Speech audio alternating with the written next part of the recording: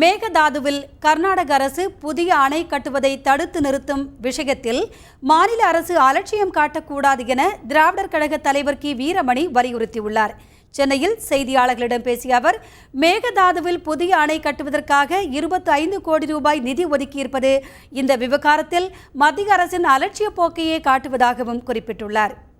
தமிழக அரசு இதற்கென்று ஒரு அனைத்து கட்சி கூட்டத்தை உடனடியாக கூட்டி எல்லோருடைய கருத்தும் ஒத்த கருத்து என்று காட்டி உடனடியாக டெல்லிக்கு கூட இங்கே இருக்கக்கூடியவர்களை அழைத்து போய் கர்நாடகத்தில் அடிக்கடி செய்வதைப் போல பிரதமரை பார்த்து மற்றவர்களை எல்லாம் பார்த்து செய்யக்கூடிய நடவடிக்கைகள் மாநில அரசில் சுணக்கமாக அல்லது செய்யாததாக இருக்கின்ற ஒரு நிலைப்பாடும், மத்திய அரசு கண்டும் காணாமலாக இருக்கக்கூடிய ஒரு போக்கும், மத்திய அரசு ஏற்கனவே அமைத்திருக்க வேண்டிய காவிரி மேலாண்மை வாரியத்தை அமைக்காதிருப்பது தான் இதற்கு காரணம்.